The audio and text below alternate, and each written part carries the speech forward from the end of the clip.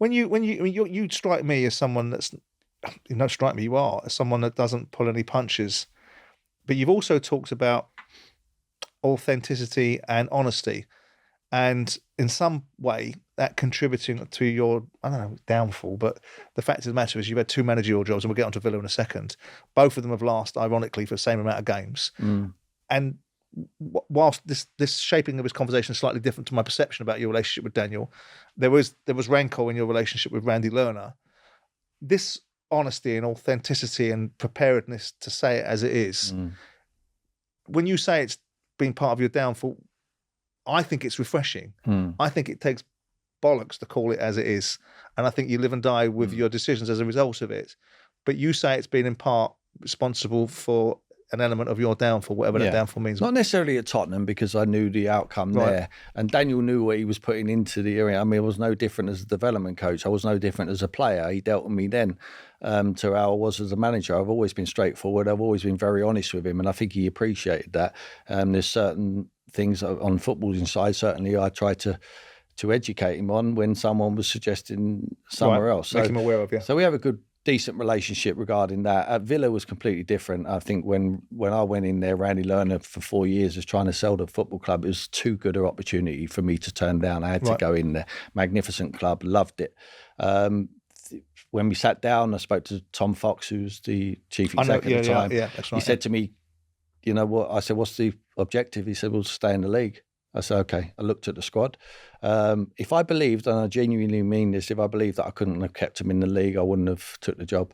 I felt that with the strike power we had with Benteke, who hadn't played for 2 months previous to me going in there, Fabian Delph, Tom Cleverley, Westwood, three real British lads in the midfield area, with Jack Grealish, emerging Jack Grealish, who had hardly played. I felt we had enough. I felt I could do the job to win enough games to stay in the league. So I agreed to go there, and we managed to stay in the league. We obviously had a great cup run, and it helped. I think the cup run helped us with the confidence to get some results in the Premier League as well. Some people see it as a hindrance, but I felt it really helped us. So the following season, unfortunately, things took a turn for a worse. Benteke had left. Brendan Rodgers called me and said, look, Tim, we're going to, out of courtesy, we're going to take the buyout clause of Benteke. I tried to tell Brendan how bad he was, like tongue in cheek, trying to put him off, because I knew he was the reason why we'd stay in the league again. He said, no, we're going to take the clause. So I remember ringing up Tom Flox, said, look, we're going to lose Christian. Yeah. And he said, it's impossible. No one's going to pay that money. I said, but Brendan did, is. Yeah. And Fabian Delph, we need to keep hold of. He's got an £8 million buyout. Why don't you give him $8 million? He wants to stay, and then you start negotiating from there. He's going to go to Man City. In the end, you can't blame the boy. He goes to Man City, wins stuff, plays games, and fantastic lad. Ron Vlaar, they wouldn't want to renew his contract. It's someone who's, steady Premier League player, just come on the back of a Euros or something for Holland.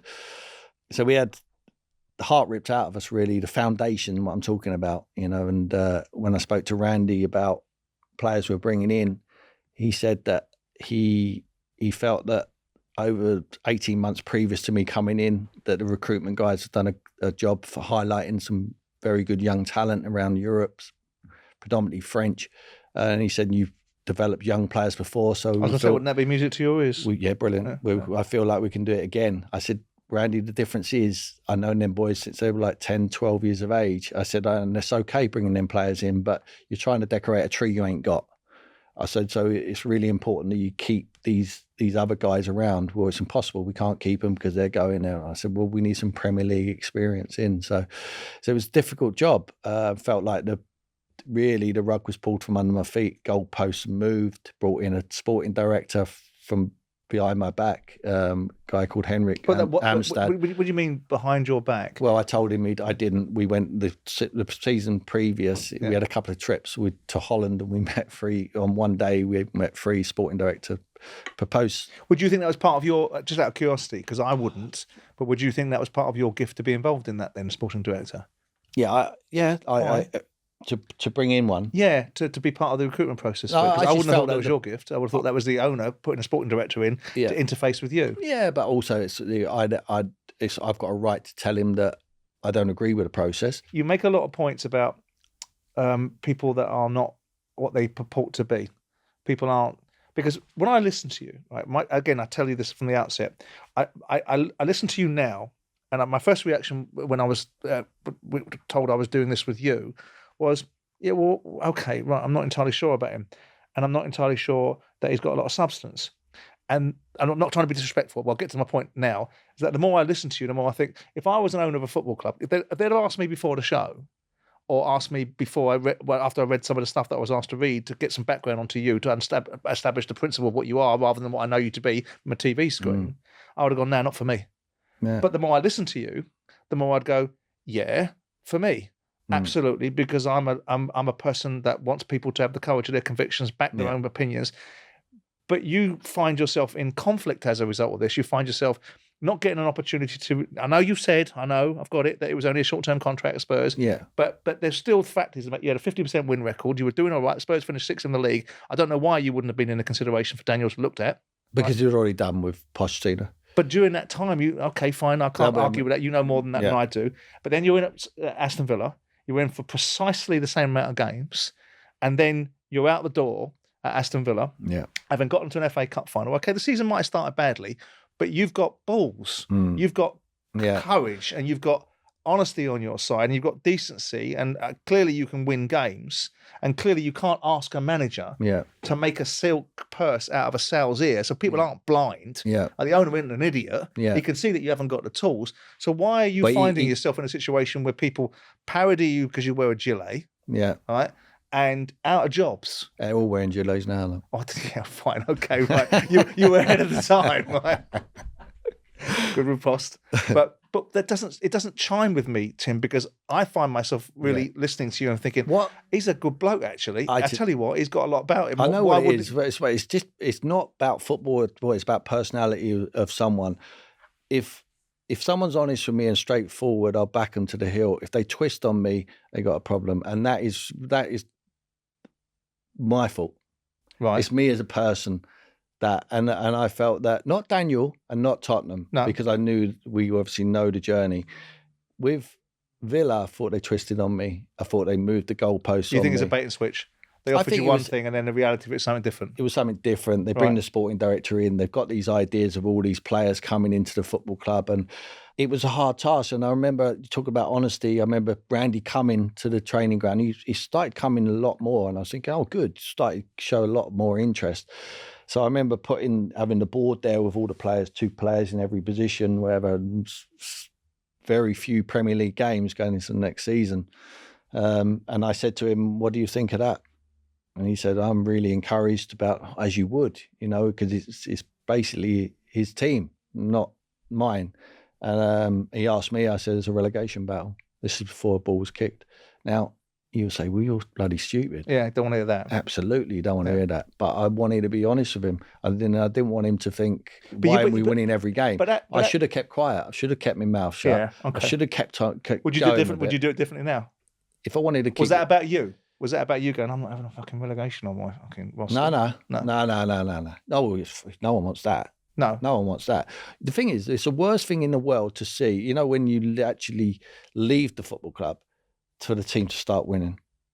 Right. I mean, of course, as a manager, Remy Gard went. So you were delighted when they didn't win? Yeah, I loved them support. We had a great relationship in a very short space of time with them supporters. A magnificent football club, huge club. Until you go there, you don't realise how big that is. But no one wants to see the team win when you leave. No. So Remy Gard managed to lose pretty much every game after. Yeah. They changed him by that was Tom Fox November. Again. That was Tom Fox again. Yeah. And in the end, Henrik leaves, Tom Fox leaves, Paddy Riley leaves, and then I'm left swinging. I'm already done for. And so is Remy Gard. But maybe they need to look at themselves and say, perhaps they're right here. I remember the conversation I had with Tom. Tom said to me, look, Tim, we were going to make a change. I said, totally understand it, but let me tell you something. Who do you think is going to keep this group of players up? This group of players are destined for the championship because that is what you give me. They might be good players in the end, but we needed some foundations and we never put them in. But do you still stand by that? Because, obviously, we've seen Bournemouth this year and you were quite specific on the fact that team were going to get relegated. Yeah. And they haven't. Rolled the dice. They rolled the dice. On They what? spent money in January. Yeah. But you might have got to January. You've come out at the beginning of the season at Villa, gone, no, I tell you what, Chairman, that's not going to work. Those group of players are going to get us relegated. Yeah. Rather than start the season with, okay, this is going to be a difficult one, and I'm going to work with what I've got, and I'm going to get out of these players what I require. Yeah. You get to December, and you go to the chairman, right? I tell you, I work the oracle here. Yeah. Right? And it's January now, so I'm going to have we're nip and tuck here. Yeah. I'm going to have a bit of support in January. Absolutely. So do you look back? Scott's done exactly. Scott Parker pretty much done exactly what I did. Shot himself in the foot. But he did it down. I mean, speaking too much, too honest, and all of a sudden someone gets the benefit of the money what he spent. But he's done a brilliant job, Gary O'Neill, because what they've done as a club there, and Marinakis at Nottingham Forest as well, they rolled the dice. They rolled the dice, and I was thinking, whoa, they could end up. They could end up. I mean, even Bournemouth. I mean, that's over £100 million they spent, and they spent it in the right areas, and he's getting a tune in January. Out of them. In January. But you could have got there as well. But so are you looking back on it and going, do you know what? Yeah, stupid. Perhaps I should have done it that way. Stupid thing to say to the chairman who thinks that he's going to have a nice little season with the thing. But I was just too honest and more for me. So you do it differently now. Yeah.